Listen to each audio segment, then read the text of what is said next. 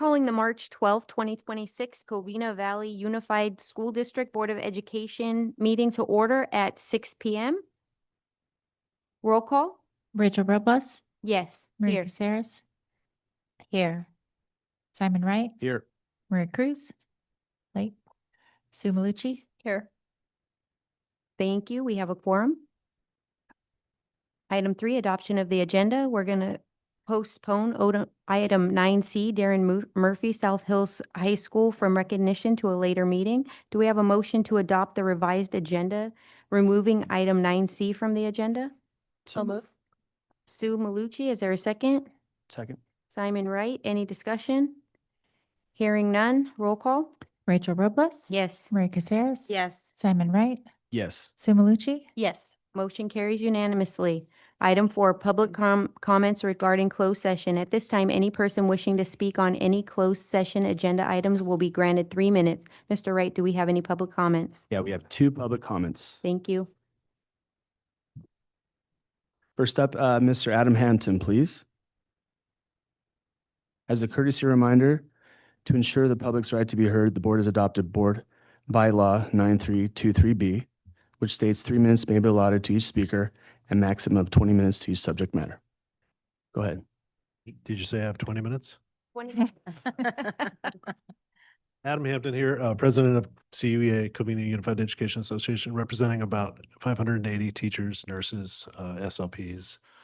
I'm here today because we have the superintendent's interviews coming up, and I wanted to reiterate CUEA's support for the interim superintendent, Dr. Blackmore. We've had 3/4 of a year of school year under his leadership thus far. It has been smooth. It has been calm. The demeanor is good. We have felt like all sorts of teachers are being listened to. They're bringing alternate solutions, which are being listened to. And that's really all you can ask as an employee in a district, is that you are listened to and that things are moving forward. I'm sorry, I don't have any notes. I'm just kind of going off the top of my head here. I don't know who any of the other candidates are. You know, you guys are privy to that or will be privy to that. And there may be some good candidates out there, but I would stress to you that we have a good candidate in the room. We know we have a known quantity in the room, and to value that as you approach the interviews that are to come. Thank you all very much. Thank you. Thank you.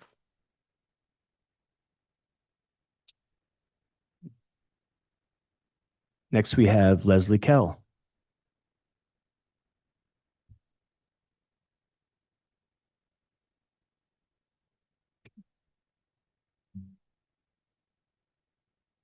Thank you for the little box. Good evening, board members and executive cabinet. My name is Leslie Kell. I am the Title I reading intervention teacher at Workman Elementary and the proud parent of a first grade student at Barranca. On behalf of the Workman staff, many of whom are here tonight, we would like to thank Dr. Blackmore for his support during the recent unexpected change of leadership at our site. Dr. Blackmore took the time to communicate, listen, and consider our school's unique needs before making a decision on how to move forward. Dr. Blackmore came to us with a solution in mind, but when presented with a different solution from the staff, he thoughtfully weighed both alternatives and sought further input. He spent a considerable amount of his own time on evenings and the weekend to make sure the decision made was the best one for Workman Elementary. His consistent words were, "I want to do what's best for Workman," and his actions and effort on our behalf spoke even louder. Workman truly feels seen, heard, valued, and supported in a way we have not for several years. As the board moves forward in choosing a superintendent to lead our district, the Workman staff would like to enthusiastically endorse Dr. Blackmore for this important role. He's proven himself to be a leader who will effectively communicate, is willing to listen, and will make decisions thoughtfully. In doing so, he has shown that he truly cares about the employees and greater community of Covina-Valley. We hope to continue to work with Dr. Blackmore in the future and continue down this positive path he has set us on. Thank you for your time and consideration. Thank you very much. At this time, we'll adjourn to closed session to discuss all items listed at 6:05.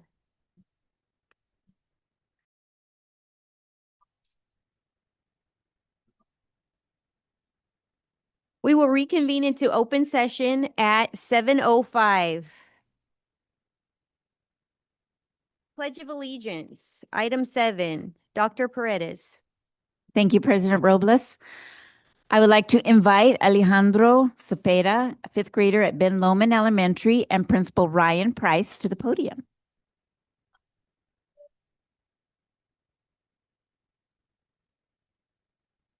Alejandro will begin by leading us in the Pledge of Allegiance.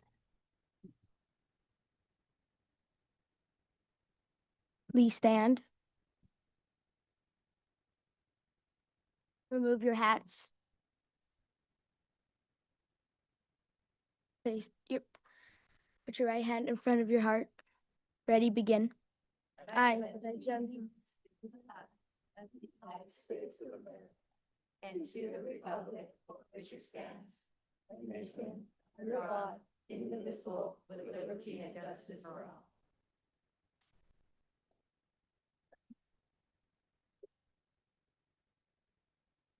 Board President Robles, Board of Education members, Dr. Blackmore, cabinet members and guests, I'd like to introduce you to Alejandro or Alex Cepeda from Ben Lomond Elementary. I had Mrs. Grove, his fifth grade teacher, help share some insights about Alex. And I know this to be true too. Alex is amazing, and I'm so glad so many people get to hear from him today.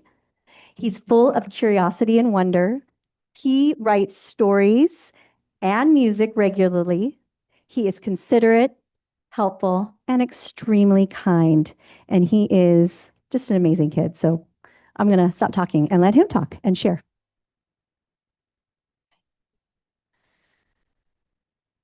Hi, my name is Alex Cepeda. I'm in fifth grade and I attend Ben Lomond Elementary School. Ben Lomond is a wonderful place for students. I'll be much obliged to share about my awesome school in the city of Covina to you all. Ben Lomond School has great teachers that understand each student's personal needs. The teachers make sure the students understand what they're teaching, and if you need help, they'll explain the topic or subject in a way for you to understand the concept. They also remind students of things like missing homework, upcoming events, or projects. Ben Lomond staff keeps this great school in order. Our janitors, Mr. Greg and Mr. Randy, make sure the restrooms are clean and there's no trash or littering at the lunch tables. The aides out in the playground ensure the safety of Ben Lomond students when they're playing sports or on the playground. Our kind school nurse, Miss Maureen, helps treat students who get hurt or need medical attention. I'm in Helping Hands, which is an after-school club arranged by Miss Yap and Miss Atchison. Members in Helping Hands have good academics and citizenship. In this club, we brainstorm activities the school should host, discuss upcoming events for our school, and do fun activities. Miss Snyder's our school librarian and has a group called Miss Snyder's Enrichment Group. Fifth grade students get selected for this by having good grades, meeting their AR point goal for the trimester, and doing really well on their iReady reading and math diagnostic tests. The enrichment group does more complex reading, fun activities, and works on a big project around this time of year where they get people to donate goods for the homeless, mostly reading glasses. The library is a peaceful place to sit down with a good book. Miss Snyder and Miss Stanley are very kind, caring, and make sure all their books are put back nicely. With so many books in the library, with genres like fiction, nonfiction, mystery, and historical fiction, you won't have trouble finding a book you really like in Ben Lomond's library. With that being said, this is why Ben Lomond Elementary School is a great place to learn and where you can be yourself.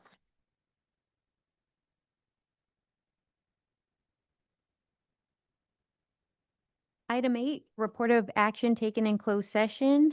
OAH case number 2025110-453 was tabled and action will be taken at the special board meeting on March 19th, 2026. Item 9, recognition. Math competition winner, Sierra Vista Middle School. Dr. Paredes.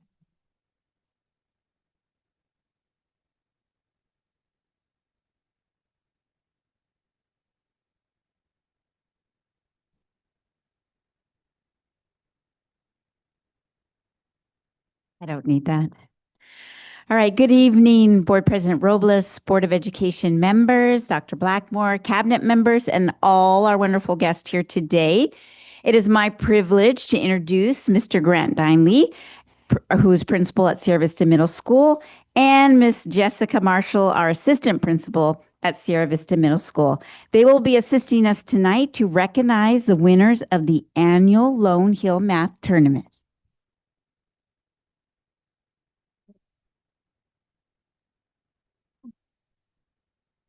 Good evening, everyone. I couldn't be more proud to introduce our 7th grade winners and 6th grade winners of a long hiatus from math competition and regional competitions. They went to Lone Hill and they were absolutely successful. So if I could also have their math coach, Miss Meng, if you could come down. Meng volunteered to spearhead the competition.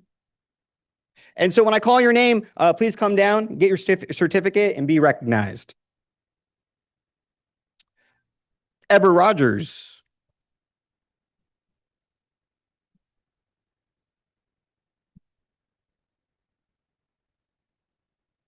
David Sung.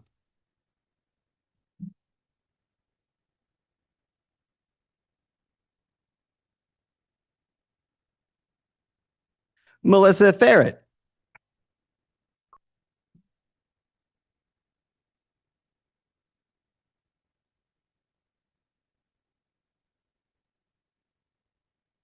Coleman Scott.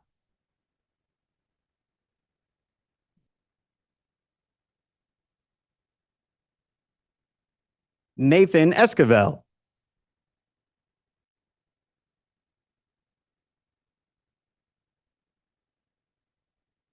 Roman Rivera.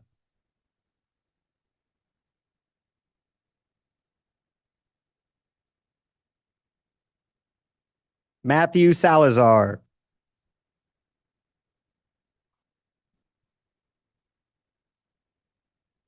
And lastly, Martin Lang, who also took first place overall the entire competition for 6th grade.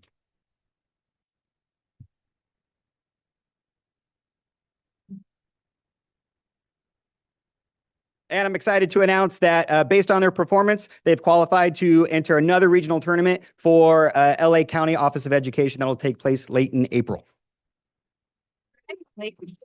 Done, Falcons.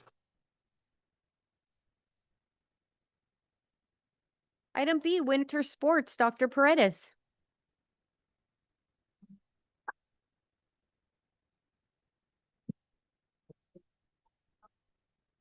All right, good evening again to everybody here. Let's see, let me get on the right script here. All right, I'm very excited this evening to introduce our high school principals and our athletic directors who will assist us in recognizing the outstanding teams and selected athletes from our winter sports team. So why don't you guys start coming on up here?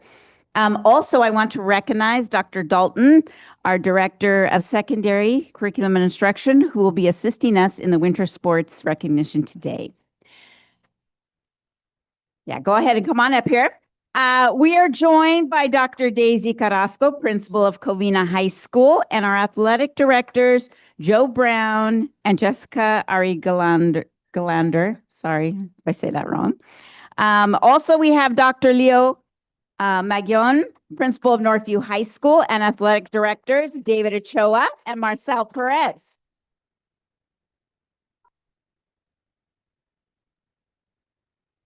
We also have Terry Abernathy, Principal of South Hills. Athletic Director, Jacob Calderon.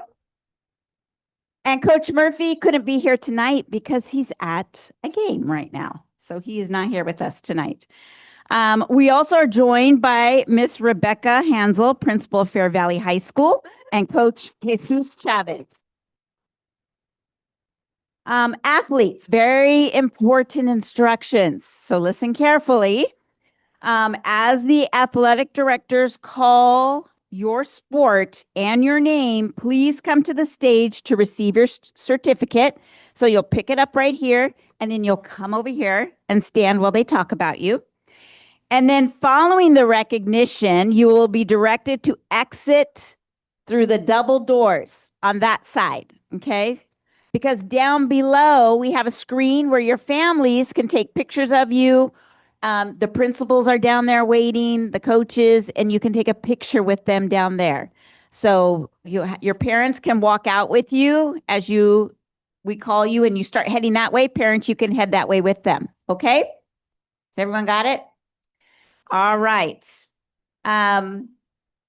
So we're going to begin with our sports. And so we will first start with Fair Valley. Thank you. That's why Matt's my assistant.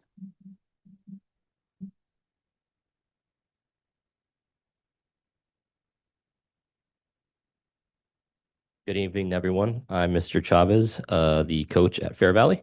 So the first student athlete that I want to come up here to recognize is Juan Carlos Navarro. Juan has improved tremendously with his offense and pace. He demonstrates great sportsmanship, effort, and team spirit.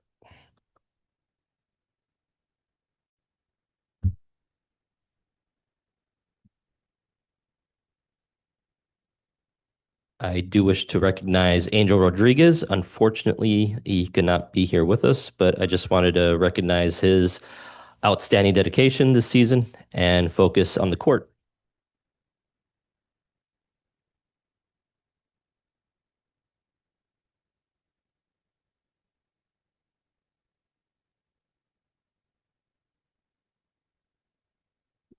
All right, from Covina, we would like to recognize Kenji Shaw and Wally Opanubi. Thanks to Coach Shaw for leading our team this season. Kenji is our junior point guard and returning starter in his second year on varsity. He was a quiet leader on the court who always led by example. As a team captain and our floor general, Kenji did a great job controlling the game and creating opportunities for his teammates. He led the team in assists this season and was named first team All Valley Vista League for the 2025-2026 season. Wale is our senior shooting guard in his second year on varsity and his first year as a starter. He put in incredible amount of work over the summer to become an impact player on both ends of the floor. As a team captain and our sharpshooter, Wale provided leadership and scoring throughout the season. He led the team in scoring and was named first team All Valley Vista League for the 25-26 season.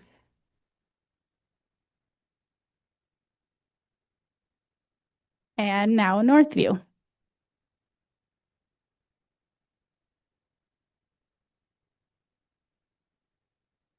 Hello, everybody. For Northview High School, could we get Jordan Hernandez and Justice Peoples, please?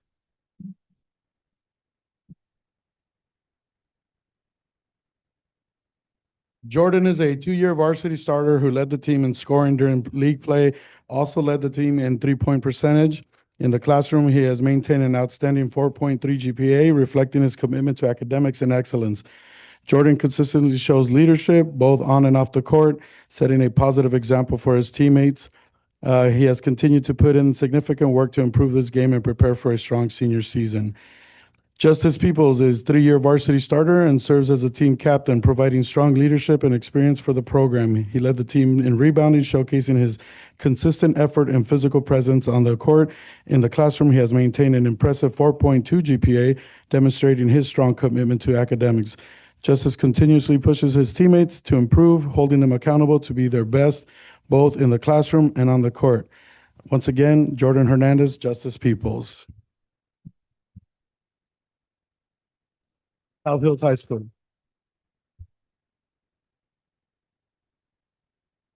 We'd like to thank Coach Sam Abibi for his first season as the basketball coach. And can I also have our two team captains, Cruz Valdez and Diego Rivera?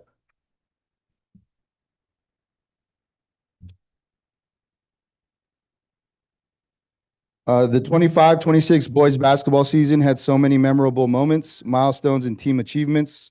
We only had 2 of 14 players return, so it was a very young team, which came with its ups and downs. In our first 10 games, we lost 4 games within 10 points, but the growth was showing. As we continued through the season, we won 9 of 11 games and had a 6-game winning streak. During this streak, we beat our rival West Covina when Cruz Valdez stole the ball and scored, which ended up being the game winner. Another big win during the streak was versus Mark Keppel, where Cruz hit a half-court shot with 1.3 on the clock, taking it to overtime, and also with Diego helping to get the victory at the end. 2 more big wins came in the Hacienda League versus San Dimas and Altaloma. Again, we beat San Dimas in OT when Cruz hit a game-tying 3-pointer in regulation. We also beat Altaloma at home in double overtime. This was a huge victory, and it showed our guys could compete with anyone in the league. It also gave us the most league wins and total team wins since 2019. So many positives took place in this season, and we look forward to building off them and making a push for the playoffs in 26-27. A couple individual milestones for Cruz Valdez. He surpassed the 1,000-point scoring mark, and Diego Rivera was selected to the SGV All-Star Game, the first since 21-22. Next up, Fair Valley. Thank you, Joe.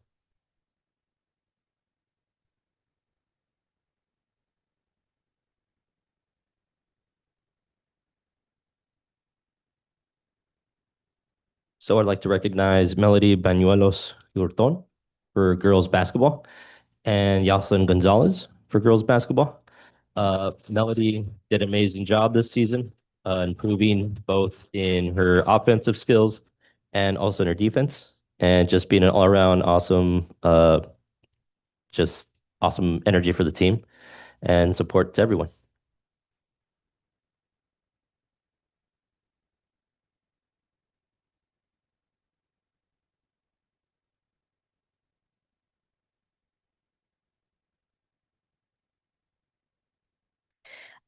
Unfortunately, due to illness, our 2 representatives could not be here tonight, but we would like to thank Brianna Guyton and Chloe Ulrich for a great season. This is Northview.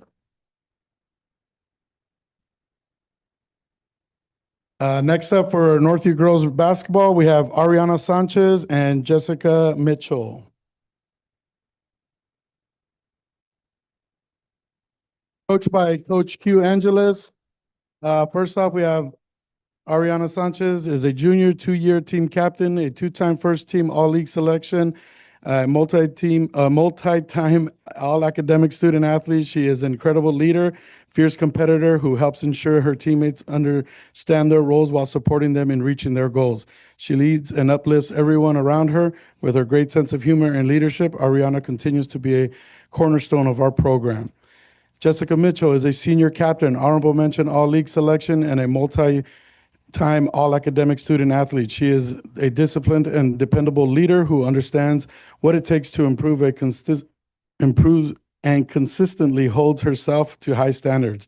A strong competitor who truly loves the game of basketball, Jessica's growth from a support player to a starter reflects her commitment to taking feedback, putting in the work, and turning goals into reality. She was an outstanding captain who supported the coaching staff and helped reinforce the standards of our program, and she will truly be missed. Ariana Sanchez and Jessica Mitchell. South Hill.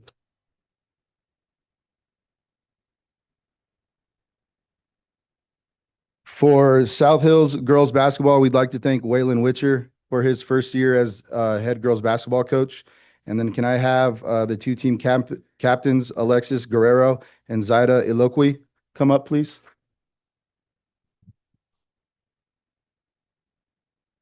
South Hills girl basketball under a new head coach, Waylon Witcher, started off red hot this season.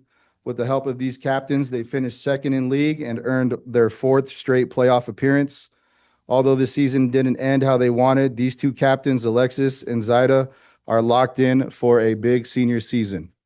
Thank you, guys. Next up, Covina.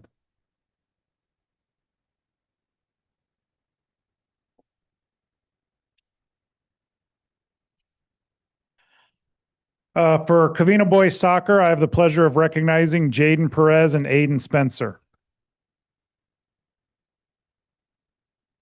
Jaden and Aiden, both senior captains, led this team from the very beginning by setting a great example for all athletes in our program. They were respectful of their teammates and coaches, always working hard and always competing every single day. Whether it was on the field, in the weight room, or at 6 a.m. workouts, it didn't matter, they were there. Both have been all-league players during their careers, and this year was no exception. Each was voted first-team All-Vala Vista League. Beyond their work ethic and accomplishments, Jaden and Aiden helped create a true family environment within the team, bringing the boys together in a way that made this group special. Their presence and hard work will greatly be missed, but we look forward to seeing what the future holds for these two outstanding athletes. Thank you, and Northview's up next.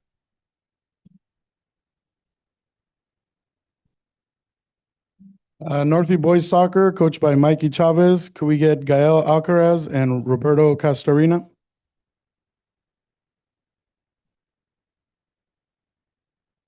Gael and Roberto, two student athletes whose dedication, work ethic, and passion for soccer have made a lasting impact on our program. Both players consistently demonstrated commitment to improving their game, supporting their teammates, and representing our school with pride on and off the field.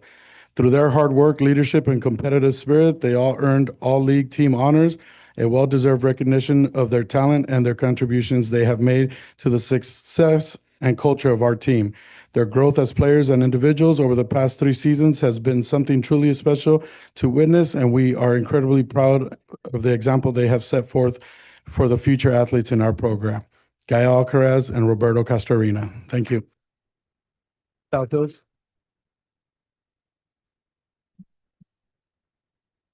For South Hills Boys Soccer, we'd like to thank Dimitri Burgos for another good season with the boys soccer team. And for the team captains, can I have Enrique Cruz and Cesar Garcia?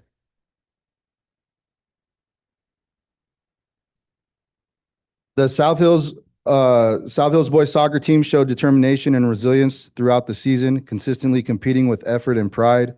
The team battled through a challenging schedule, finishing with several hard-fought matches and demonstrating their commitment to improving every time they stepped on the field. A big part of the team's energy and leadership came from Cesar Garcia and Enrique Cruz, who helped guide the Huskies with their work ethic and competitive spirit. Their leadership set the tone for the group, pushing teammates to play with intensity and unity throughout the year. Enrique and Cesar.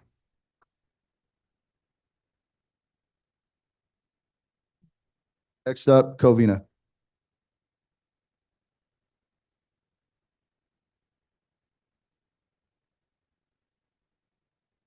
Okay, I would like to call up Covina girls soccer captains Adriana Orozco and Chloe Merchain.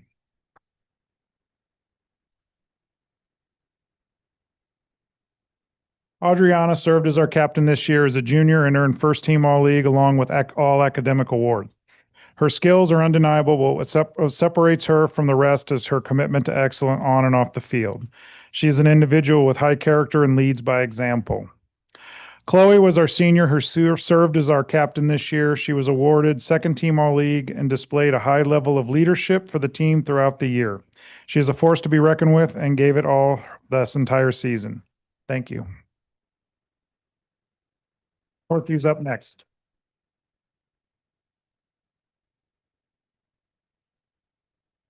Northview girls soccer, could we get Aria Barola and Jaylene Estevez?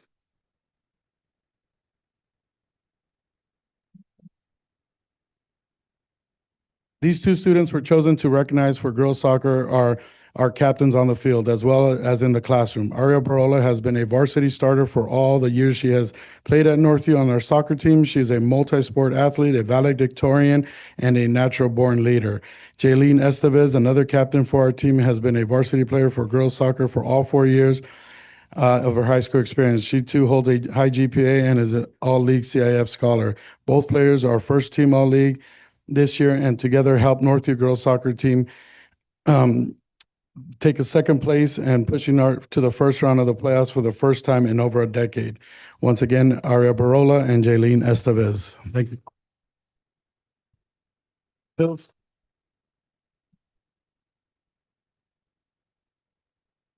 For South Hills girls soccer, we'd like to thank head coach Scott Mockabee for another great season And if I can have Ava Milana and Zoe Duran come up.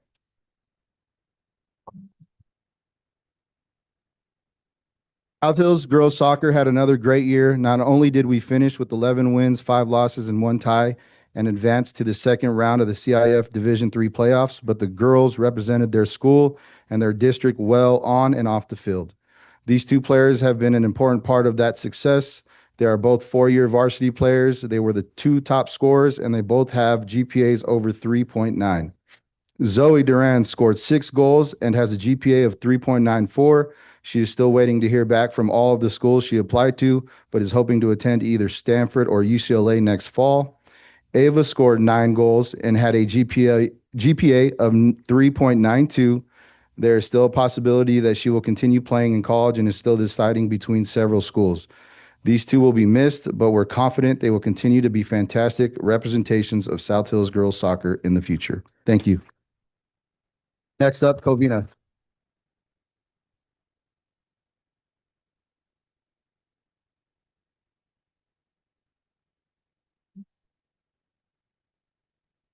Okay, I would like to thank our boys wrestling coach, Gilbert Hernandez, and I would like to bring up Alex Munoz and Nick Jimenez. Alex had a breakout season competing in the 106 and 113-pound weight classes, finishing with a strong 28-14 record. Alex recorded 8 pens, 5 technical falls, and 7 major decisions, consistently putting points on the board and keeping the crowd engaged. He accumulated 94.5 tournament points and contributed 22 dual points with a 4-2 dual record. Alex's efforts earned him a 3rd-place finish at league and placing 7th at CIF at 106 pounds. Beyond his success on the mat, Alex has grown into a strong leader within the program, and we're excited to see what he accomplishes next season. Nick made the most of his opportunities this season at 215 pounds, finishing with a 12-8 record despite some injuries. Nick showed an impressive ability to finish matches, securing 10 of his 12 wins by pin, highlighting his aggressive style on the mat. He also made a strong impact in dual competition, going undefeated with a 5-0 record while contributing 30 dual points to the team. Nick finished the postseason with a 2nd-place finish at league, proving his ability to compete at a high level when it mattered most. Just as importantly, Nick stepped into a leadership role among the upper weights and helped strengthen the culture and energy of our team. We are proud of his growth and look forward to seeing his continued progress next season. Thank you. Next up, Northview.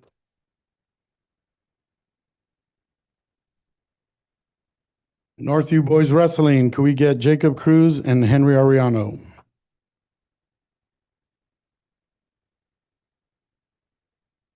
Jacob could not make it today. We have Henry Ariano. Again, coached by Bobby Bellamy, 28 consecutive league championships, finished 3rd in CIF this year as the boys team. Henry Ariano for his outstanding dedication and leadership and his accomplishments.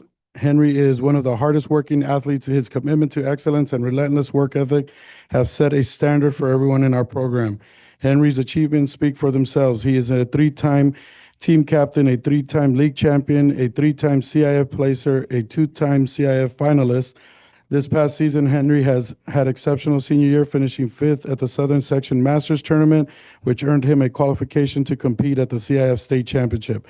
Henry has left a lasting legacy in our program and will continue to achieve great things in the future. Henry Ariano.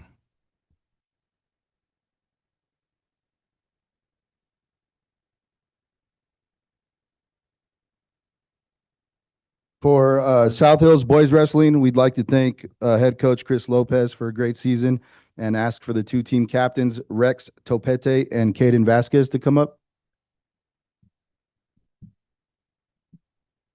25-26 South Hills Boys Wrestling team had a strong season, finishing with a 10-3 dual meet record and advancing to the CIF Division IV dual meet quarterfinals. The team also made history at the CIF Coastal Division Individual Championships, finishing runner-up, the program's best finish in over 15 years. Another major milestone came this season when South Hills qualified its first CIF State Championship competitors in over a decade, senior Caden Vasquez at 126 pounds and junior Rex Topete at 175 pounds. With 7 of 14 varsity wrestlers returning next season, The program looks forward to continuing to build on this momentum. Thank you again, Rex and Caden. Next up, Covina.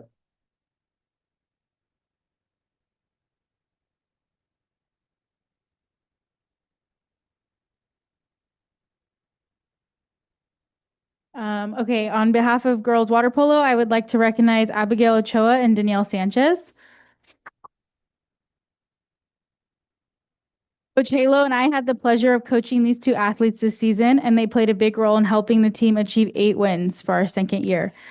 Both athletes are hardworking, dedicated teammates who consistently showed leadership in and out of the pool.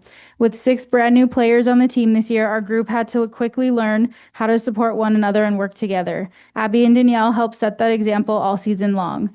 Danielle finished the season with most forced turnovers and the second highest number of goals, earning first team honors. Abigail finished with the most steals and the second most ejections drawn, earning second team all-league honors. I'm incredibly proud of these seniors and grateful for everything they have done this season. Okay. Unfortunately, our stunt team is competing right this minute, so we would just like to honor Desiree Monroe and Jaylene Savalos, and good luck to them. So thank you.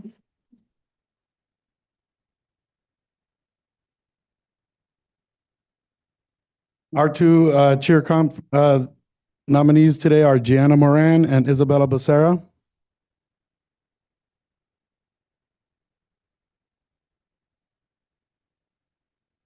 This year, first year coach, Coach Duran. These two girls were part of the program under the first coach and were big catalyst in making our success this year. Gianna Moran is a senior with a 3.7 GPA. She was a back spot. They took second at nationals, were top 5 in CIF, and first place in WCC. Isabella Becerra was a flyer. She's a freshman. She has a 3.5 GPA. First year, no experience ever, and she's a flyer. Pretty scary, but good thing she has Moran as her back spot. So good teamwork. Both are very passionate in the sport, and we're excited of what they've brought to our program this year. That's again Gianna Moran, Isabella Becerra. Thank you.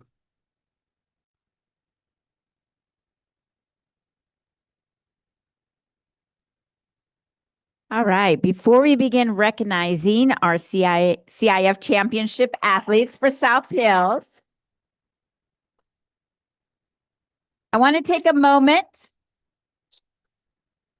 And ask everyone to please join me in honoring our traditional competitive cheer coach, Cynthia Fuentes.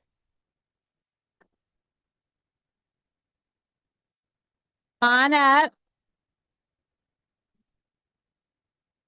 Cynthia was just named the 2025-26 CIF Division II AA Coach of the Year. Congratulations, Cynthia.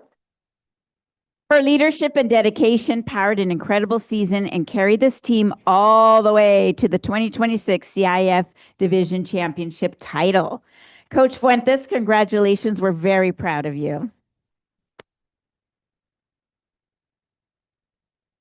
With that said, we want to bring up our CIF Competitive Cheer Championship team. Come on up.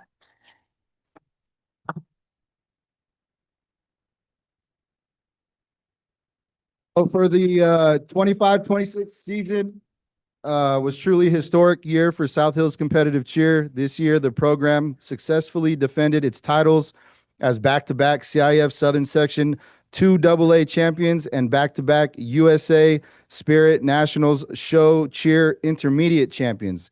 In doing so, they solidified their place as one of the premier competitive cheer programs in the region.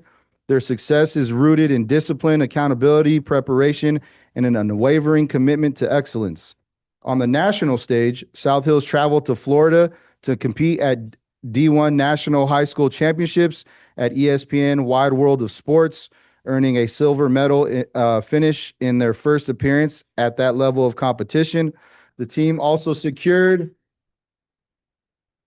The team also secured a runner-up finish at CIF State, further demonstrating that South Hills competes and succeeds among the very best in California and across the nation. Great job, girls.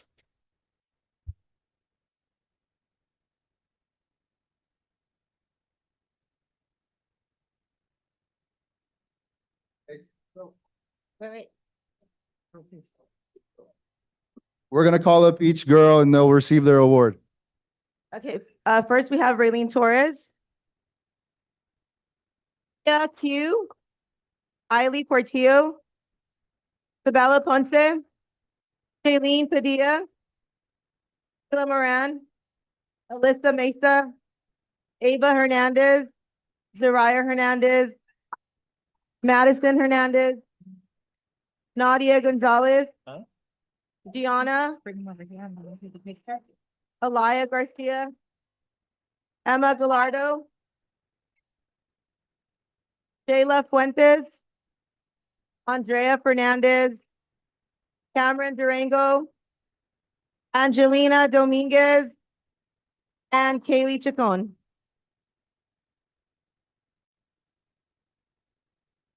And Ava Hernandez. Mendoza. All the parents can go downstairs and take photos if you'd like. Covina Girls Wrestling.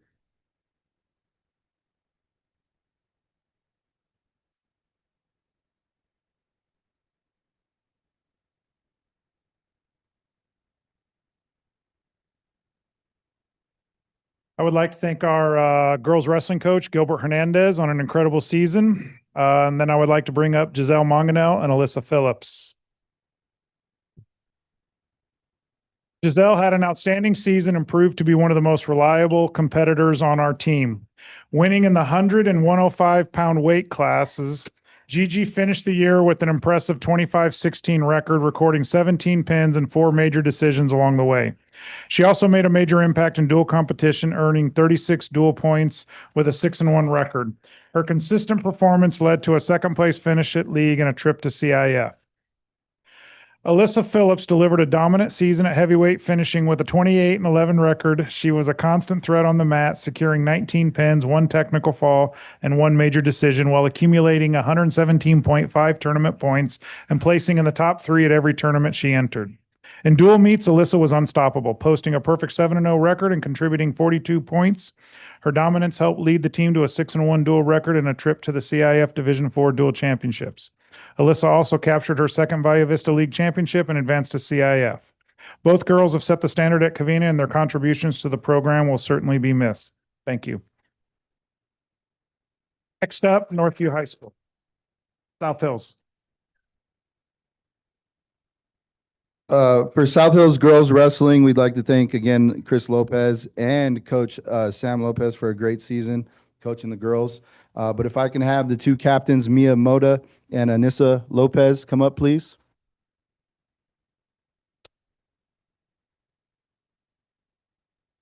The South Hills Girls Wrestling team also had a very successful season in only its second year as a program.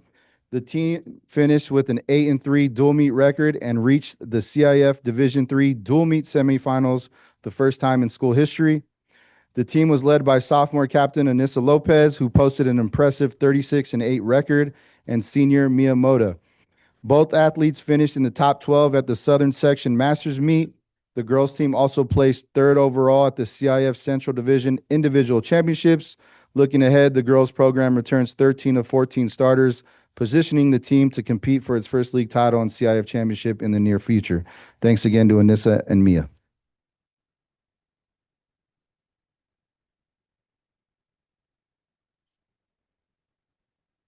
All right. So now we would like to introduce before we do it, our CIF Girls Wrestling Championship. We would like to call our coach, Roy Lazaro, on up here and give him a big hand for the great success of their team.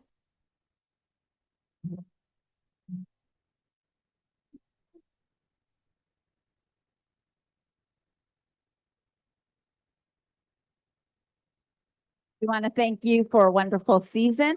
And also at this time, we would like to call up our, drum roll, our CIAF Wrestling Girls Championship team. Come on up.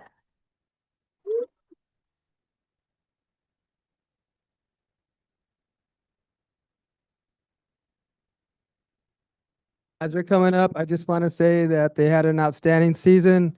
They won league. They took first in CIF. They took first in Masters, and they placed third in state. And they also won 5, 6, 7, 8. They won 7 tournaments this year and had an outstanding season. So I'm going to read their names and he's going to read their. You want to read their names?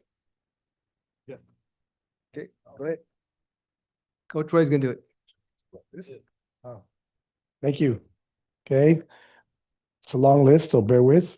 Jamie Cruz, Marcy Cueva, Delilah Tapia, Maria Vaso, Trinity Betancourt, Crystalline Calendar, Sierra Adorno, Larissa Cisneros, Linda Elizalde, Vivian Feinberg, Belle Figueroa, Isabella Frost, Eliana Garcia, Mia Hooper, Jasmine Jacobo, Leila Juarez, Sofia Lazaro, Sumaya Lazaro, Sofia Meza, Leah Mora, Isabella Odor, Emily Ortiz, Brooklyn Reyes, Julie Salazar, Will Sitani, Juliana Suarez, Madison Tolentino, Kelly Trujillo, Zoe Vallejo, and Karina Wilson.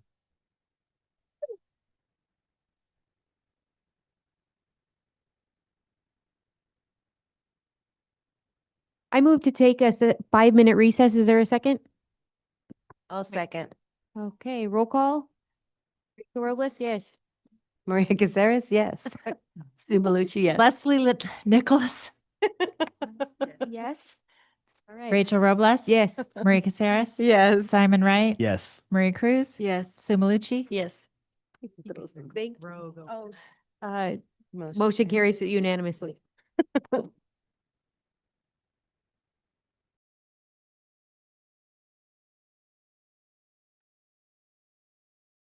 Thank you so much. Item D, Employees of the Month, Dr. Dahl and Dr. Jacobson. Thank you, President Robles, Board, Acting Superintendent Dr. Blackmore, Cabinet, and guests. Dr. Jacobson and I are so happy to be here tonight to celebrate our February Employees of the Month. Our first employee of the month is our certificated teacher, Robert Lynch. He is an adult ed teacher at Tri-Community and unfortunately could not be with us tonight. He already had a vacation, but I can tell you when we went in to recognize him, he was teaching his ELD students and they all were so excited and jumped up with enthusiasm, and it is so well deserved. So congratulations to Robert Lynch.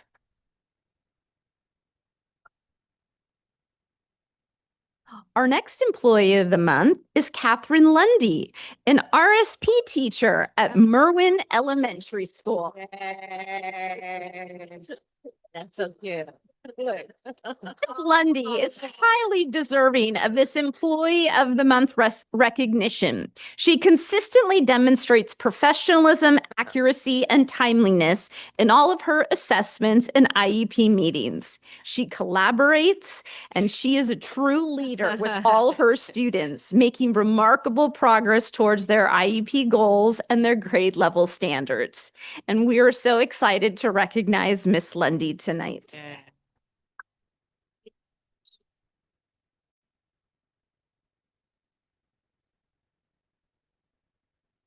Don't you think we need a picture of her team up here? I think you all need to come up.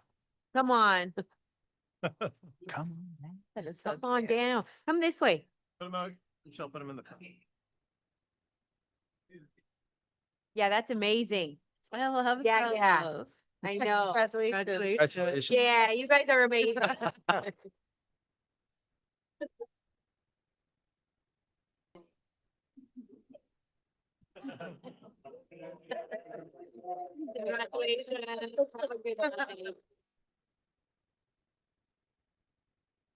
I'm proud to introduce our next employee of the month, and that is Ms. Jenny Medina from the LEAP classroom in Cypress Elementary School.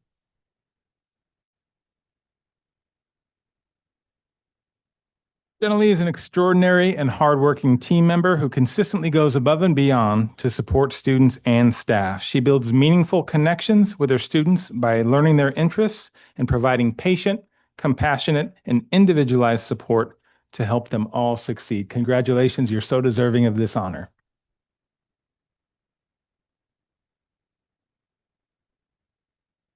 I'd like to welcome Miss Sarah Clemens up here, our office clerk from Manzanita.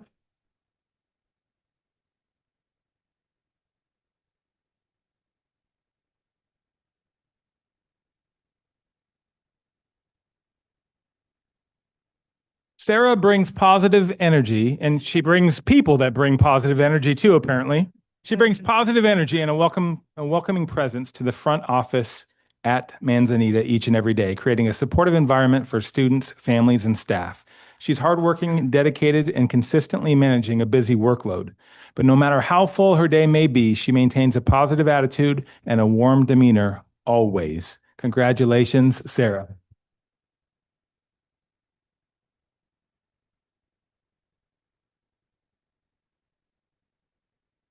Congratulations. And Sarah let Dr. Blackmore today get on the all call at school. Congratulations.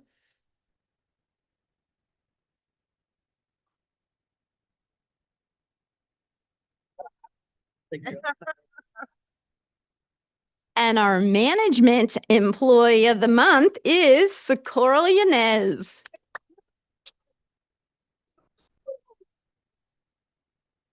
Coral is our student support specialist at South Hills High School, and she is truly deserving of the Employee of the Month recognition. She consistently demonstrates understanding and compassion towards all our students, especially those who need additional support. Her dedication and commitment make a meaningful difference on the South Hills campus and positively impacts the entire community. Congratulations.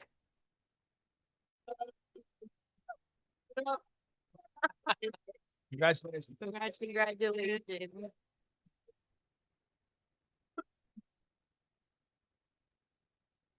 Congratulations.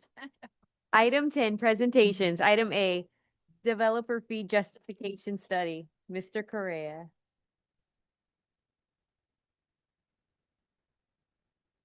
Good evening, President Robles, board members, interim superintendent Dr. Blackmore, executive cabinet, community members, and guests. Tonight, I will be presenting an overview of the developer fee process and the results of the district's 2026 developer fee justification study. To begin, I'd like to briefly explain what developer fees are. Developer fees are fees that the school districts are allowed to charge when new residential commercial development is built within the district boundaries. The idea is that when new homes or businesses are constructed, they can lead to additional students enrolling in our schools. Under California law, specifically Education Code Section 17620 and Government Code Section 65995, school districts are authorized to collect these fees from developers. The purpose of these fees is to help offset the impact that new development can have on school facilities. In other words, they will help districts pay for classrooms and facilities that may be needed as the communities grow. Developer fees are important because school districts have limited funding sources for facilities. There are only a few funding sources available to school districts for facility construction. These include State School Facility Program, which requires a local matching fund, local general obligation bonds approved by voters, and developer fees.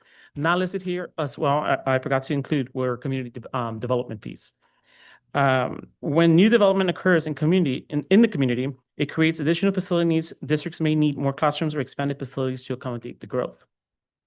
Developer fees help address those impacts and also help protect the district's general fund from being used for facility expansion related to growth.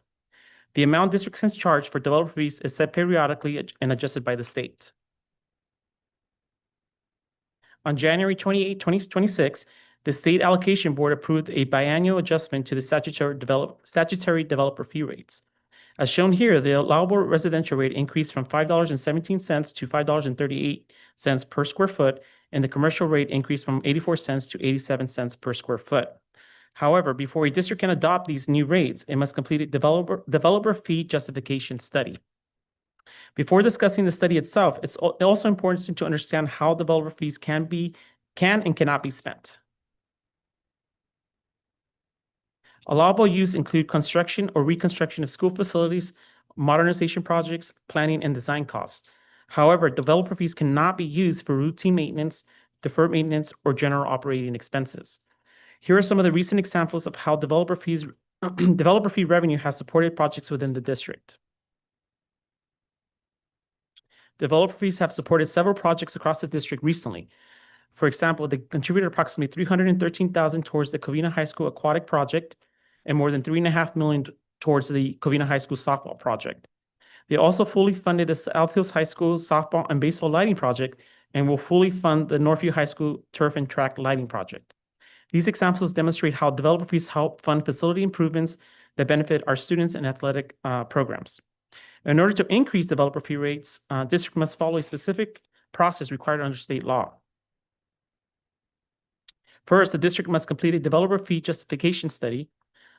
Next, the district must publish a public notice in the local newspaper notifying any agencies that have requested notice. A public hearing must be then conducted before the Board of Education, and if approved, following the hearing, the board may adopt a resolution authorizing the new rates, and if approved by the Board of Education, the district then must file a CEQA exemption related to the fee adoption within the county. It must also notify all surrounding city planning departments of the rate change. The justification study supporting this process was prepared for the district earlier this year. The 2026 developer fee justification study was prepared by MGT Incorporated. The purpose of the study is to establish what is called a nexus, meaning a reasonable relationship between the new development and the need for additional funding for school facilities. The study analyzes projected development, student generation rates, and facility needs. Based on this analysis, the study confirms that the district is justified in collecting the statutory maximum rates of $5.38 per square foot for residential, 87 cents per square foot for commercial or industrial development, and 9 cents for square foot for rental self-storage facilities. With that in mind, the next steps is for the Board of Education to consider the proposed fee adjustment. The recommended next steps include a public hearing on the proposed developer fee, which is on the agenda for tonight.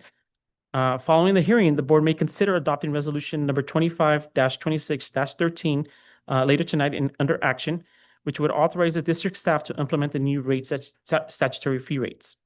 After the adoption, the staff will submit a CEQA exemption to the county office.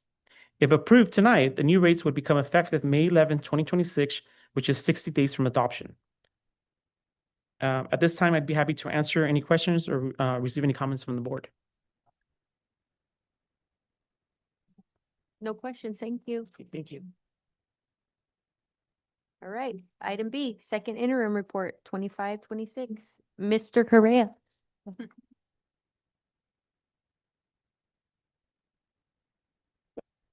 Thank you. Good evening, President Robles, board members, interim superintendent, Dr. Blackmore, members of executive cabinet, and committee members and guests. Tonight, we will be presenting the district's 25-26 second interim financial report. But before I begin, I'd like to take a moment to acknowledge Ms. Christine Tapp and Mr. Victor Mejia, who is in the audience tonight, their hard work in completing the second interim report. Okay, and I'm going to hand this over to Ms. Tapp to get us started. Good evening. Shown here, you'll see our annual financial cycle. In December, we presented to you our first interim report, and now we're currently here at the orange circle, which is our second interim report. The next budget update you'll see for this year will be presented to you in June, along with our 26-27 proposed budget. California Ed Code requires school districts to formally review and certify their financial condition twice each year. The first interim, which was presented in December, showed our financial position through October 31st. The second interim, which we're presenting tonight, reflects the district's financial position through January 31st, which must be certified and sent to LACO no later than March 17th. With each financial or interim report, the board must make a certification regarding the district's financial condition. There are three possible certification. A positive certification, the district will meet its financial obligations for the current school year and subsequent 2 school years. Qualified certification, the district may not meet its financial obligations for the current school year and subsequent 2 school years. And a negative certification, which means the district will be unable to meet any of its financial obligations for the remainder of the current school year and the subsequent 2 school years. So we are recommending tonight that the Board of Education approve the second interim report with the positive certification. So now we'll review some of the key assumptions used in creating the district's financial projections. First, we have the revenue assumptions for cost of living adjustment. One of the primary assumptions affecting the district revenue is the COLA, which is applied to our LCFF funding. For 25-26, this remains unchanged because it's now statutory in law of 2.3% compared to first interim. However, the projections for 26-27 and 27-28 have been slightly reduced based on updated state projections.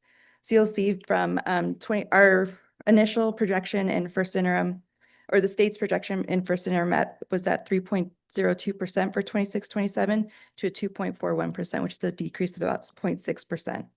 And in 27-28, the state's projecting about a 0.36 reduction in COLA from our first interim projections. The next factor is our unduplicated pupil percentage, or UPP, which represents the percentage of students who are English learners, foster youth, or socioeconomically disadvantaged. The state requires the districts to use 3-year rolling average of this percentage, which is calculated to generate our supplemental and concentration grant funding. So shown here, our district's rolling average has declined. So we're projecting current year UPP to be at 64.37%. Since this UPP directly affects the amount of supplemental and concentration funding we can receive, this changes our first interim projections. So you'll see that our 3-year rolling average is decreasing about 1.2% as compared to first interim. And then you'll see the effects of the decline in the percentage. So these are now in dollars. So again, from first interim to second interim, we're seeing about an average of a $1.2 to $1.6 million decrease each fiscal year because of the drop in our UPP. The other component of our LCFF revenue is LCFF base. So again, this slide shows the comparison between first interim and second interim. You'll see that there's a slight increase for this current year, about 100,000. 26-27, we're projecting about an 860,000 decline as compared to first interim, and 27-28 about a $1.4 million decline. And this is relating to the decrease in our COLA that the state has issued in their January proposal. And then this is just a culmination of the prior 2 slides. So the total of our LCF revenue, which is our base and S&C. So you'll see that we're projecting a decrease of 1 million from first interim for current year, 2.4, 2.3 for 26-27, and almost 3 million for 27-28. The next factor that we look at, which is our main expenditures, are our staffing. So you'll see there's very minimal difference from first interim to second interim. 1 FTE increase in teachers and a 2.78 increase in classified. These adjustments reflect staffing changes made during the school year to support our district operations. This shows our projected staffing for the current fiscal year and the next 2 subsequent fiscal years. Teacher FTEs are projected to decrease in future years, primarily due to natural attrition and the expiration of one-time grant funding. These adjustments help align staffing levels with projected enrollment and our available resources.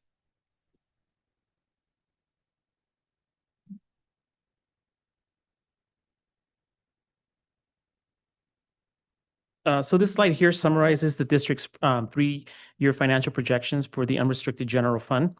As shown here, the district is projecting a deficit spending in each of the 3 fiscal years. While the district maintains reserves above the required minimum in the first 2 years, reserves decline to a minimum required level by 27-28. These projections highlight the importance of continuing to carefully monitor expenditures and identify opportunities to reduce deficit spending. I'll now briefly review potential funding included in the governor's January proposal. So during the governor's January proposal, the governors included several potential funding opportunities. However, based on the guidance by the County Office of Education, these funds were not included in the second interim projections due to the uncertainty regarding the final approval. If ultimately approved, the state's enacted budget, these programs could provide approximately 7.8 million in additional funding. However, I do want to highlight that the majority of this funding that the governor is proposing is in one-time nature, with the exception of the special education funding, which would be ongoing. So for future considerations, the legislative analyst has indicated the current COLA estimate is more uncertain than usual due to delays in federal economic data.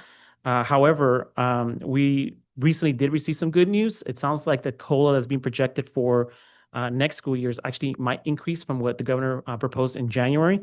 So it's not a huge increase, but it is a positive sign. The district administration will continue to monitor state funding proposals, evaluate expenditures, and work collaboratively to identify cost savings and reduce deficit spending where needed.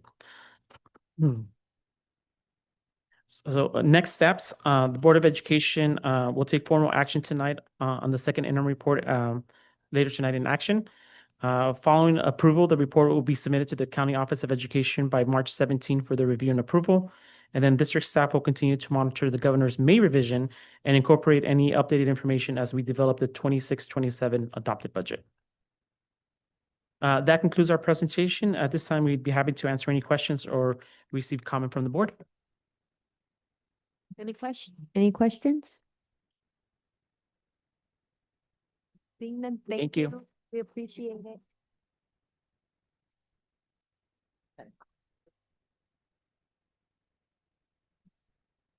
Item C, Core Practices Part 2, Dr. Blackmore.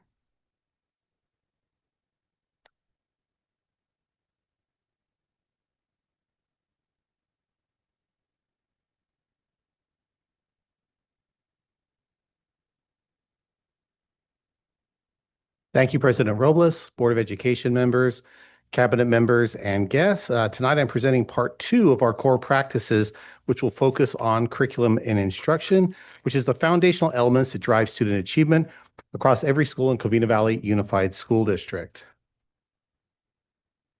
Our mission and vision is, our work is grounded in our mission and vision. We are committed to providing program skills and knowledge that meet the needs of the whole child so that every student can confidently communicate, collaborate, think critically, and problem solve, ready to thrive in college, career, and in life. Our vision is simple, innovative education that inspires every student's unlimited potential. Our Board of Education has established clear goals that anchor everything we do. Every student will graduate eligible and prepared for college and careers. We will implement innovative research-based programs to ensure the highest level achievement for all.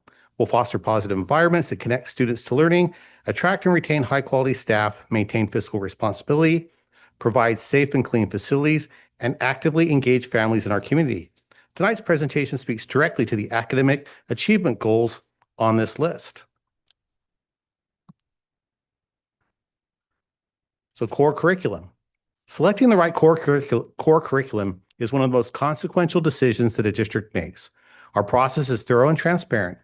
We begin by forming a committee representative of our schools and grade levels. They conduct a needs assessment. They develop rubrics and screen materials using the curriculum review process. They look at state-approved lists. And from there, they narrow the selections. They hear publisher presentations, pilot materials in the classrooms, and gather teacher feedback. The committee then makes recommendation to the board. We provide a public preview period, and the board makes the final adoption. The outcome is a structured standards-aligned curriculum that curriculum cycle built on evidence and community input.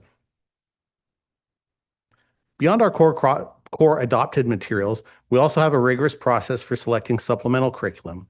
When specific learning need or problem of practice is identified, the district curriculum focus group convenes, conducts a needs assessment, gathers and reviews materials, and pilots them if needed. The focus group makes a recommendation to educational services, which weighs the effectiveness, cost, and budget before recommending purchase. This ensures that any materials used in our classrooms beyond the core are intentionally selected and aligned into our instructional priorities. An example of this would be in our last math adoption, prior to our current math adoption, our teaching staff identified a need or a problem of practice that there were not enough practice sets in order to provide additional work for the students so they could master the skills. That began the process of reviewing programs and where we settled upon the Alex Math program for that.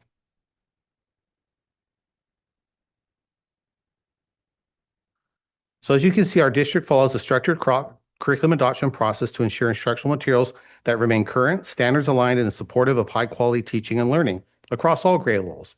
Through ongoing review by district and site teams, we evaluate materials for alignment with state standards and instructional best practices. Currently, all TK-12 classrooms are supported with district adopted curriculum in the core subject areas, ensuring consistency and access to high quality instructional resources for every student. We're also moving forward with the adoption of new English language arts materials in grades 9 and 10, and developing a master timeline for ongoing curriculum review and adoption to ensure that materials are updated regularly. For our dual language immersion programs, curriculum selection follows the same rigorous district processes with an added lens. Adopted materials align with district-wide adoptions and are implemented consistently across DLI classrooms. Supplemental materials are reviewed by DLI teachers specifically for their ability to support biliteracy and culturally responsive instruction. The goal is clear. Every DLI student has access to a curriculum that promotes biliteracy, academic achievement, and cross-cultural competence. And curriculum adoption is not a one-time event. It requires ongoing review. We regularly evaluate our materials for alignment with state standards and district priorities, incorporating input from teachers, instructional leaders, and program specialists, along with student performance data. When refinements are needed, we update resources and pacing guidance and provide aligned professional development. The outcome is a living curriculum system that stays effective and responsive to the needs of all of our students. That takes us to the next component, which is Tier 1 instruction. Tier 1 instruction is the foundation of our MTSS framework. It is the high-quality, standards-aligned core instruction that every student receives every day. When implemented well, research tells us that Tier 1 should meet the needs of 80 to 85% of our learners. We will have a percentage of students that will need extra, which would be Tier 2 level instruction or intervention, which we'll cover in a later presentation. It encompasses standards-aligned curriculum, high-quality instructional practices, differentiated learning opportunities, universal access for all students, and data-informed teaching. A strong Tier 1 program is our most powerful tool for equity. Research-based Tier 1 instructional practices must be delivered with fidelity and coherence across all grade levels and classrooms. Our key expectations include implementing evidence-based strategies consistently in every classroom, ensuring alignment across grade levels so that instruction builds progressively year to year, and maintaining district-wide coherence in how we teach. We will monitor implementation through classroom walkthroughs, collaborative reviews, and data cycles. And we'll provide ongoing professional development and coaching support to teachers and school leaders. The outcomes we are working toward: every student receives high-quality core instruction every day in every classroom. Every one of us in a leadership role has a responsibility to ensure that Tier 1 instruction happens consistently with coherence across our systems. Starts with the superintendent. Delivering on the vision requires a clear role expectation starting at the top. As the superintendent, my responsibilities include establishing district-wide vision for high-quality instruction, prioritizing Tier 1 as the foundation for student success, aligning our strategic planning, budget, and resources with the instructional priorities, monitoring district-wide achievement, and holding all leadership teams accountable for implementation. Our Assistant Superintendent of Educational Services leads the development and implementation of the district's MTSS plan, oversees instructional frameworks, ensures curriculum and instruction are standards aligned, manages curriculum maps, pacing guides, and assessments, provides professional learning aligned to instructional priorities, and supports principals and supports principals in monitoring instructional quality. Our Assistant Superintendent of Personnel Services plays a critical instructional role as well. This includes recruiting and retaining high-quality educators, aligning evaluation systems with our instructional expectations, training administrators in instructional leadership, supporting professional growth systems, and addressing performance concerns through coaching and accountability. Our Assistant Superintendent of Business Services ensures that resources are aligned to our instructional priorities. This means funding curriculum, instructional materials, and technology, ensuring adequate staffing to support effective instruction, maintaining facilities and technology infrastructure, and monitoring fiscal resources to ensure they support our instructional programs. Our district directors provide the program leadership and technical expertise that connect the district office to our schools. They support curriculum implementation, provide coaching and professional learning, monitor program implementation across sites, and serve the needs of specialized student population. And our principals are the instructional leaders at each school. They are responsible for ensuring the implementation of district curriculum and instructional practices, conducting regular classroom observations and providing meaningful feedback, facilitating professional learning communities, and using student data to continuously improve instruction. The principal is the most important in-school factor in teacher effectiveness. At the heart of it all is our teachers. Teachers deliver standard-aligned instruction, implement research-based strategies, differentiate for diverse learners, use assessment data to adjust their practice, and participate in collaborative planning and professional learning. The research is clear. Teacher quality is the single most powerful in-school predictor of student achievement. A strong Tier 1 system is not static. It requires continuous improvement and a continuous improvement mindset. That means ongoing data monitoring to track student progress, instructional collaboration through PLCs and professional learning, alignment of curriculum, instruction, and assessment so that they can all work together as a coherent system, embedded professional learning and coaching for all staff, and district-wide commitment to equity and excellence for every student. As we move forward, our focus areas for strengthening Tier 1 instruction. We will strengthen our instructional systems by creating and implementing instructional frameworks, refining pacing guides, embedding ILT best practices in core subjects, and ensuring vertical alignment across grade levels, with explicit guidance for multilingual learners, special education, and dual language students. We will clarify expectations for all staff through clearly defined Tier 1 non-negotiables and aligned roles and responsibilities across schools and departments. We will improve our evaluation and feedback systems, refining walkthroughs, using data cycles to monitor instructional effectiveness, and providing timely coaching. We will strengthen accountability by aligning evaluation systems with instructional expectations and monitoring fidelity of implementation across all sites. And here's our roadmap. This spring, we're developing instructional frameworks, refining Tier 1 practices, updating pacing guides, and establishing clear staff expectations. We shift to refining our evaluation and feedback processes and strengthening accountability systems. During the 2026-27 school year, we move into delivering Tier 1 instruction with fidelity, running ongoing evaluation and feedback cycles, monitoring accountability, and providing continuous coaching and instructional support. Underpinning all of it is an ongoing cycle of improvement that never stops. So on the next board meeting, a preview is we will talk about screening and assessment and responsiveness to student progress. We were going to talk about some of our other programs and processes, but that meeting got moved and we have showcases that night. So there's a lot happening on April 2nd, not just the board meeting. And then in May, we'll look at the final part of core practices, our parent empowerment. We'll give an update on dual language immersion. And then in June, we'll talk about elementary literacy and the results of the reading screener. And at that time, it is our hope that the board will adopt a resolution that has a commitment to coherent instructional systems and accountability. Looking forward to next year, we're doing work on our multilingual learners, and we will do a presentation at the beginning of the school year looking at where we are moving with our multilingual learner instructional practices. Questions? Any questions? Oh, thank you very much. No. Thank you. It sounds like a plan. Thank you. Thank you. Well done. I like the timeline. It's a good plan. An ongoing cycle of improvement. Love it. All right. Item 11, discussion. Item A, new job description, account clerk 3, confidential, Dr. Dahl. Thank you, President Robles. This is a new description for a current position of account clerk 3, but this one is confidential. It was written in collaboration with CSEA and also approved by our Personnel Commission. It is being a new description because we're adding the term confidential to it.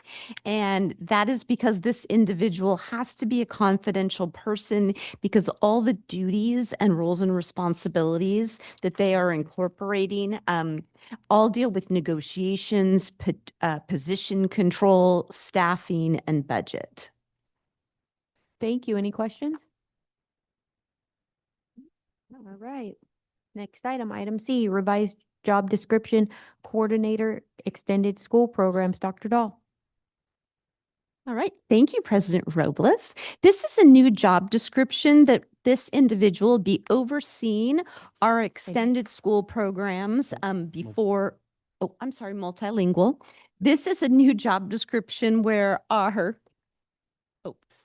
Yeah, yeah, item you B, got it, yeah. new job description, coordinator, multilingual program. Sorry, Go Dr. ahead. Dahl.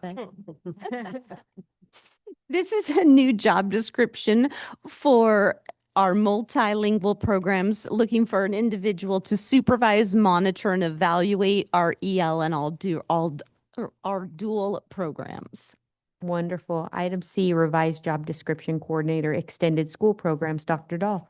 Thank you, President Robles. This is a new job description where an individual would be overseeing our before and after school programs in our extended programs paid out of our ELOP funds.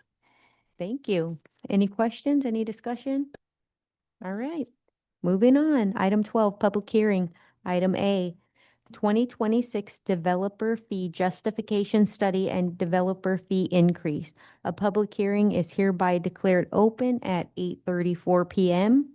for the purpose of hearing comments regarding report entitled Covina-Valley Unified School District Developer Fee Justification Study and the proposed adoption of resolution of the Board of Education to increase statutory school facility developer fees imposed on new residential and commercial industrial development pursuant to Ed Code 17620 and Government Code 65995.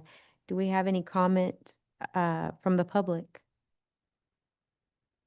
No? Yes? No. No comments from the public. There being no further discussion, the public hearing is hereby declared closed at 8:35 p.m.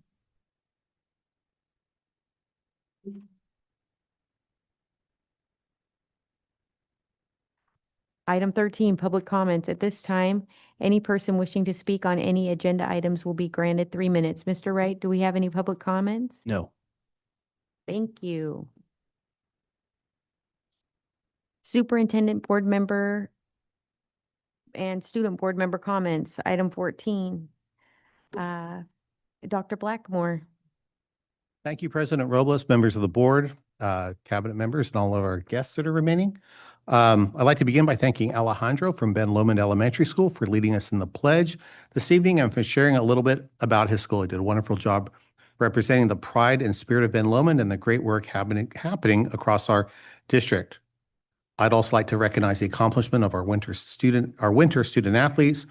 Congratulations to all of our teams and athletes for an outstanding season. Special congratulations to the South Hills High School competitive cheer team and the Northview High School girls wrestling team, both CIF champions this year.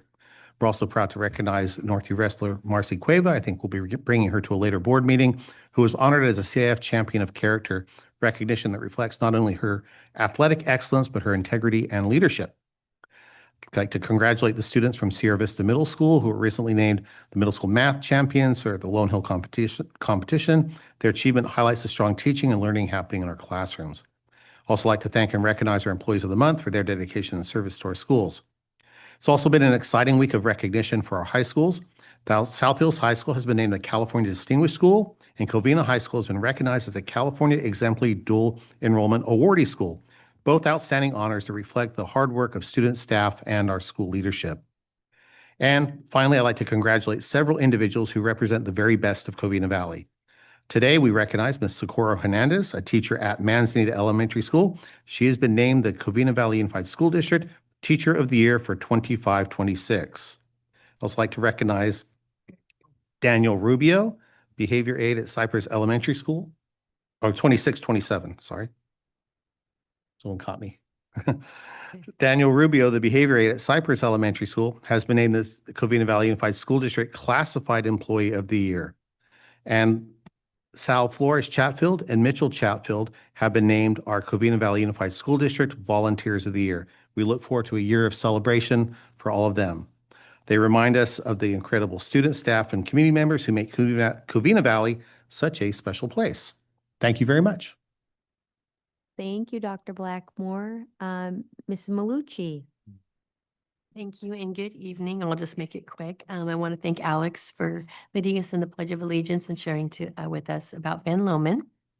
Congratulations to all our recipients tonight, for our students, our staff, for being here. That's what makes our district so wonderful, is all the hard work and dedication that goes in from everybody, from the students all the way up. I was able to attend South Hills Light Up the Nights. It was a really fun evening, fun stopping at all the booths and talking to everybody, getting to know a little bit more about what's happening on the campus. I look forward to Covina's Carnival next week, and then Northview's showcase in April. Thank you. Thank you. Maria Cruz. Good evening. Just want to congratulate our CIF champions, South Hills Competitive Cheers and our Northview Girls Wrestling. Also, congratulations to all of our employees of the month. It's so exciting. I love that this is something that has become a thing. And to see, our employees be so appreciative of this. And also, like now they're bringing like their own little cheer team. So it's kind of cool. And I also attended the South Hills Light Up the Night. Very fun event. I feel like it's a really good way to like get new students like interested in the school. I feel like a lot of like it was primarily more like maybe incoming freshmen families that were there. So that was kind of exciting, to kind of see them get to learn a little bit about the campus and all the programs and classes they offered. That's all I have for today. Thank you. Mr. Wright. Thank you, President Robles. I attended the South Hills LCAP as well.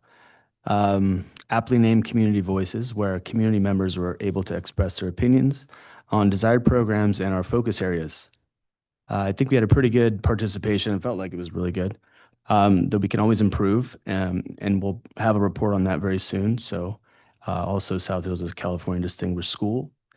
Very proud about that. Yeah, Light Up the Night was a showcase of all the programs, clubs, sports, and more. It was quite the buzz, and they really do a nice job. They have a nice video every year, and they also have performances. If you haven't been over to the baseball and softball field at night, the lights are really spectacular. Murphy couldn't be here tonight because he has a 6 p.m. game, but we're hoping to see those lights green tonight to show the victory. Additionally, I attended the USA Cheer Nationals for 4 days. That sounds exciting. Got there Friday and checked out at 2:30 on Monday. But it was great. I got to see Cheer and Palm from South Hills and Northview compete and come away with some hardware. I'm happy to see the sport grow in the district. It's participation from culture, leadership always brings that, that electricity. And then the cheer coach, Cynthia Fuentes, just received her 2AA CIF Coach of the Year. Congratulations to her. And 3 of the all CIF team are Huskies, Madison, Nadia, and Eiley. There's been a lot happening, so I just want to say thank you to the Husky softball team for inviting me to throw out the first pitch at their season opener. I did show up on time, and I did throw a strike. Underhanded.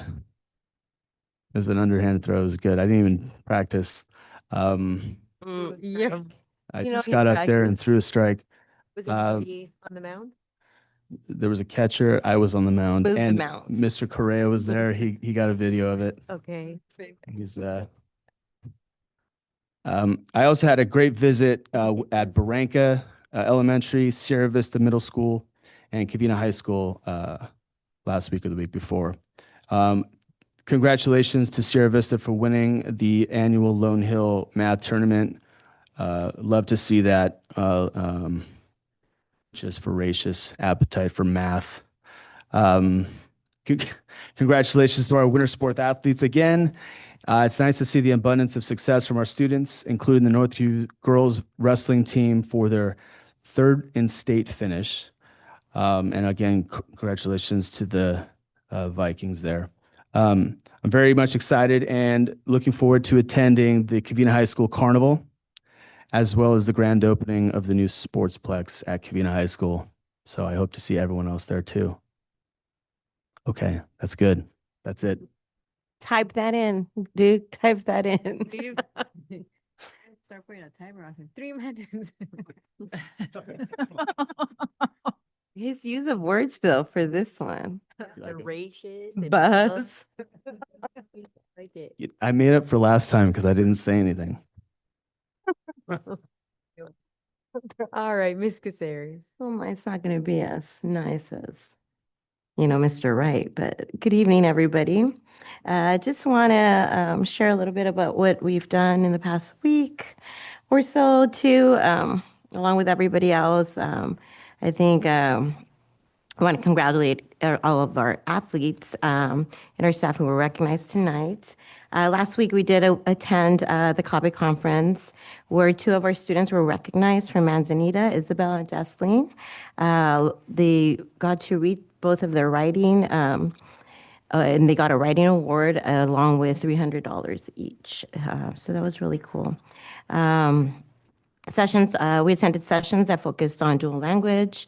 I just want to thank our team, everybody for sending a team out just to listen, to have them be there and to have them see what other schools and sites are doing. I think is great that we're continuing that conversation on multilingual education, on our dual language programs, and our ELD students. So thank you for that.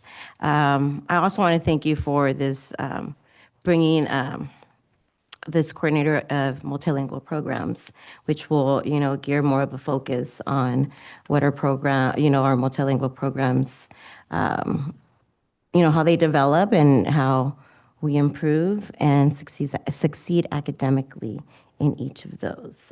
So thank you. Thank you to Rachel for coming along to CABE and learning a little bit more about bilingual education. Thank you.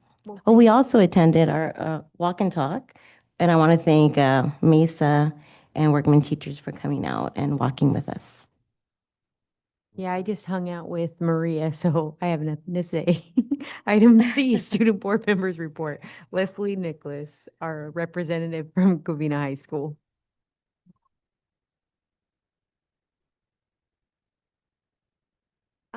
Good evening, board members and guests.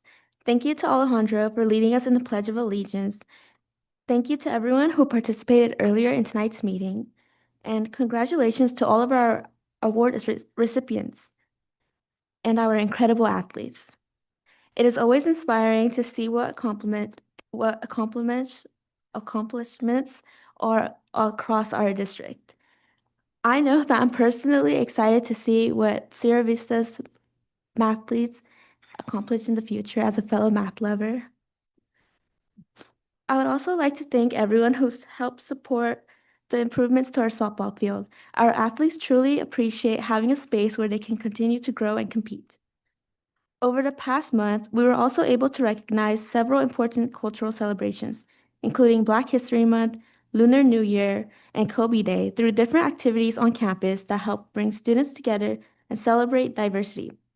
Since the beginning of the school year, our target has been to decrease the percentage of absences.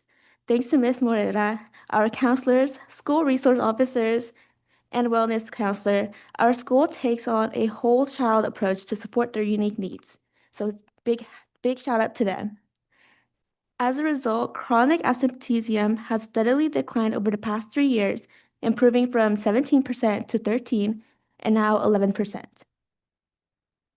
I am proud to share that Covina High School has been recognized as a California exemplary dual enrollment school. This prestigious recognition reflects the dedication of our staff and the strong partnership we have built with Mount San Antonio College. This recognition is a testament to the culture of high expectations and student-centered learning that defines Covina High School. As someone who has personally taken dual enrollment classes at Covina High School, I'm really excited to see the incoming freshmen take advantage of our early college pathway program. Covina High has shown continuous strength in our community events. Our Occult Chorale was this past week on March 3rd, and it continues to be a great space where 8th graders can connect and get to know the community on campus. Covina is very excited to see the class of 2030 students join them next year. Covina has also been busy preparing for Occult Carnival this following Thursday, March 19th, so I encourage everyone to come on out. Thank you. Thank you. Item 15, consent agenda. Is there a motion to approve the consent agenda? So move. Simon Wright, is there a second? A second? Sue Malucci. Any discussion? Hearing none. Roll call? Leslie Nicholas, Yes. Rachel Robles. Yes. Maria Caceres, Yes. Simon Wright, Yes. Maria Cruz, Yes. Sue Malucci. Yes. Motion carries unanimously. Item 16, action items. Item A, recommendation is made that AB 1200, public disclosure of compensation with the Covina Unified Education Association, an unrepresented group, be approved. Do we have a motion to approve? So move. Simon Wright, is there a second? Second? Sue Malucci, any discussion? Hearing none, roll call. Leslie Nicholas, Yes. Rachel Robles. Yes. Maria Caceres, Yes. Simon Wright, Yes. Maria Cruz, Yes. Sue Malucci. Yes. Motion carries unanimously. Item B, recommendation is made that the tentative agreement reached with Covina Unified Education Association, CUEA, on the terms and conditions be approved. The term includes effective July 1st, 2026, a non-retroactive 2% on-schedule salary increase shall be applied to all salary schedules and stipends inclusive of the Children's Center, Adult Education, Speech and Language Pathologist, Audiologist, nurses, counselors, longevity pay salary schedules, and all stipends. Additional terms include changes to 4 articles, Bell schedules for 2026, 2027, and the calendar for 2029, 2030. Do we have a motion to approve? So move. Simon Wright, is there a second? I'll second. Ms. Caceres, any discussion? Hearing none, roll call. Leslie Nicholas, Yes. Rachel Robles. Yes. Maria Caceres, Yes. Simon Wright. Yes. Maria Cruz, Yes. Sue Malucci. Yes. Motion carries unanimously. Item C, recommendation is made that effective July 1st, 2026, a non-retroactive 2% salary increase for all confidential, supervisory, management, and unrepresented employees be approved for the 2026, 2027 school years. This increase shall apply to all schedules and stipend. Do we have a motion to approve? So move. Simon Wright. Is there a second? I'll second. Maria Caceres, any discussion? Hearing none, roll call. Leslie Nicholas, Yes. Rachel Robles. Yes. Maria Caceres, Yes. Simon Wright, Yes. Maria Cruz, Yes. Sue Malucci. Yes. Motion carries unanimously. Item D, recommendation is made that the Covina-Valley Association of School Psychologists, CVASP, Sunshine Proposal for 2026, 2027 be approved. Do we have a motion to approve? I'll move. Oh. Ms. Cruz, is there a second? I'll second. Ms. Caceres, any discussion? Hearing none, roll call. Leslie Nicholas. Yes. Rachel Robles. Yes. Maria Caceres. Yes. Simon Wright. Yes. Maria Cruz. Yes. Sue Malucci. Yes. Motion carries unanimously. Item E, recommendation is made that the new job description for account clerk 3 confidential be approved. Do we have a motion to approve? So move. Mr. Wright, is there a second? A second. Ms. Malucci, any discussion? Hearing none, roll call. Leslie Nicholas. Yes. Rachel Robles. Yes. Maria Caceres. Yes. Simon Wright. Yes. Maria Cruz. Yes. Sue Malucci. Yes. Motion carries unanimously.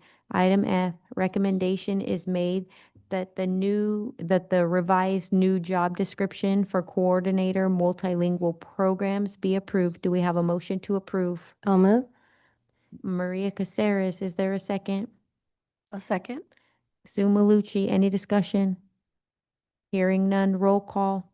Leslie Nicholas. Yes. Rachel Robles. Yes. Maria Caceres. Yes. Simon Wright. Yes. Maria Cruz. Yes. Sue Malucci. Yes. Motion carries unanimously. Item G, recommendation is made that the newly revised job description for coordinator extended school programs be approved. Do we have a motion to approve? So move. Ms. Malucci, is there a second? I'll second. Ms. Caceres, any discussion? Roll call. Leslie Nicholas. Yes. Rachel Robles. Yes. Maria Caceres. Yes. Simon Wright. Yes. Maria Cruz. Yes. Sue Malucci. Yes. Motion carries unanimously. Item H, recommendation is made that the Board of Education approve the second interim report for fiscal year 2025-26, certifying the district will meet its financial obligations for the current and subsequent 2 fiscal years as presented. Do we have a motion to approve? So move. Mr. Wright, is there a second? A second. Ms. Malucci, any discussion? Hearing none, roll call. Leslie Nicholas. Yes. Rachel Robles. Yes. Maria Caceres. Yes. Simon Wright. Yes. Maria Cruz. Yes. Sue Malucci. Yes. Motion carries unanimously. Item I, recommendation is made that resolution number 25-26-13, increase of school facility developer fees for residential, commercial, and industrial development under California Government Code, Section 65995, and California Ed Code, Section 17620, be approved. Do we have a motion to approve? So move. Mr. Wright, is there a second? I'll second. Ms. Caceres, any discussion? Hearing none, roll call. Leslie Nicholas. Yes. Rachel Robles. Yes. Maria Caceres. Yes. Simon Wright. Yes. Maria Cruz. Yes. Sue Malucci. Yes. Motion carries unanimously. Item J, recommendation is made that the Board of Education adopt resolution number 25-26-14, authorizing self-certification of a federal micro purchase threshold of $50,000 for calendar year 2026 in accordance with 2 Code of Federal Regulations, Section 200-320A, and subject to compliance with all applicable state and federal procurement requirements. Do we have a motion to approve? So move. Mr. Wright, is there a second? I'll move. Ms. Malucci, any discussion? Hearing none, roll call. Leslie Nicholas. Yes. Rachel Robles. Yes. Maria Caceres. Yes. Simon Wright. Yes. Maria Cruz. Yes. Sue Malucci. Yes. Motion carries unanimously. Item K, recommendation is made that the Board of Education approve amendment number 2 to the leaseback agreement dated March 14th, 2025 with Miller Construction for Covina High School softball field project. Do we have a motion to approve? So moved. Ms. Nicholas, is there a second? I'll second. Ms. Caceres, any discussion? Hearing none, roll call. Leslie Nicholas. Yes. Rachel Robles. Yes. Maria Caceres. Yes. Simon Wright. Yes. Maria Cruz. Yes. Sue Malucci. Yes. Motion carries unanimously. Item L, recommendation is made that the Board of Education approve and authorize the use of by-board contract number 766-25 with VS Athletics for the procurement of athletic and physical education supplies and equipment. Do we have a motion to approve? So move. Mr. Wright, is there a second? I'll second. Ms. Malucci, any discussion? Hearing none, roll call. Leslie Nicholas, Yes. Rachel Robles. Yes. Maria Caceres, Yes. Simon Wright. Yes. Maria Cruz, Yes. Sue Malucci. Yes. Motion carries unanimously. Item M, recommendation is made that the Board of Education approve and authorize the use of by-board contract number 766-25 with VS Athletics for the procurement of athletic and physical education supplies and equipment. So moved. Ms. Nicholas, do we have a second? I'll second.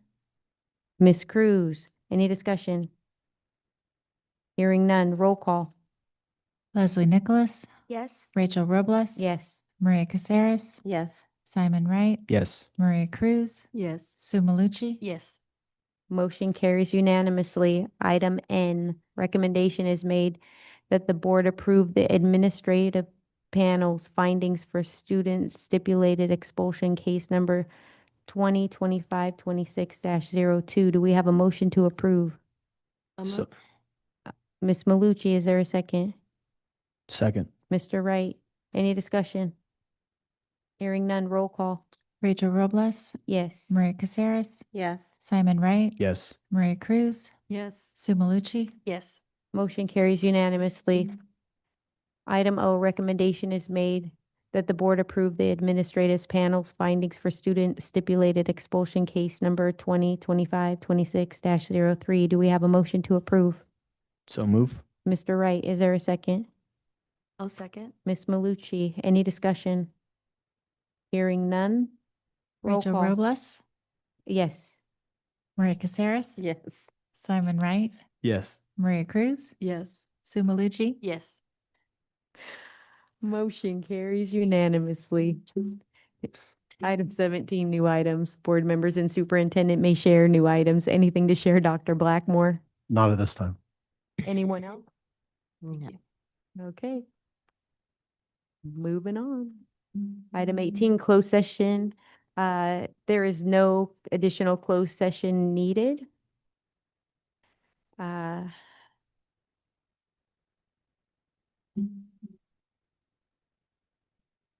This takes us to adjournment. Is there a motion to adjourn at 8:59 PM? So move. Mr. Wright, is there a second? I'll second. Ms. Cruz, any discussion? Hearing none, roll call. Leslie Nicholas, Yes. Rachel Robles. Yes. Maria Caceres. Yes. Simon Wright. Yes. Maria Cruz, Yes. Sue Malucci. Yes. Motion carries unanimously. Our next regular board meeting will be held on Thursday, April 2nd at 6 PM for closed session, 7 PM for open session at the Haynes Professional Development Center. Thank you and good night.